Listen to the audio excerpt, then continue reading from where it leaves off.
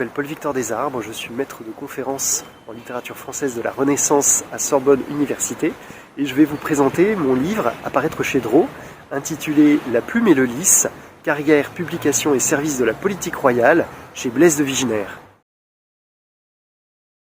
Alors ce livre est issu de ma thèse de doctorat.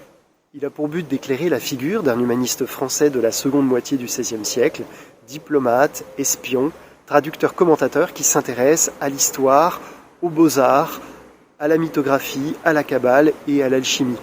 Son œuvre, assez abondante, nous paraît aujourd'hui un peu disparate. Or, j'ai voulu précisément montrer une cohérence dans cette œuvre en retraçant une double carrière, celle de l'agent des ducs de Nevers et des rois de France et celle de l'écrivain.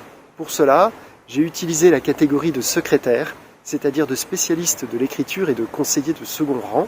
Cette catégorie aide à comprendre la carrière, mais aussi à expliquer la singularité de cette œuvre.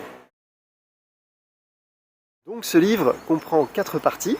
La première est biographique, elle reconstitue cette carrière dans laquelle Vigenère a puisé pour pouvoir écrire, et dont il parle ça et là.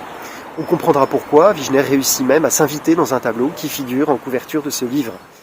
Dans la seconde partie, je pars de la catégorie de secrétaire, agent à tout faire et spécialiste de l'écriture, pour expliquer la forme de certains écrits, les thèmes abordés, surtout dans le traité des chiffres, et aussi le caractère assez confidentiel de certaines sources. C'est parce qu'il est secrétaire, par exemple, que Vigenère peut décrire une chasse au bison en Pologne. La troisième partie propose une contextualisation et une analyse de toutes les publications de Vigenère, où on voit qu'il navigue entre un idéal d'érudition et un rôle politique de soutien à la monarchie pendant les guerres de religion. J'explique la devise personnelle de Vigenère, et on comprendra pourquoi, dans une traduction de la prise de Constantinople, il y a des morts en plus. La quatrième et dernière partie traite enfin d'un paradoxe, puisque Vigenère s'en tient souvent à une perspective littéraliste, factuelle, mais que très timidement, dans 2 de ses dernières œuvres, il utilise une symbolique inspirée de la kabbale et la met au service de la politique royale. Vigenère est souvent cité, mais il n'est pas évident de le situer. Son œuvre est bien connue des spécialistes, mais peu lue peut-être à cause du format de ses traités et de ses commentaires. Elle est aussi peu accessible aux lecteurs de bonne volonté, sans doute à cause de sa syntaxe, de son asianisme du point de vue du style et de ses archaïsmes de vocabulaire.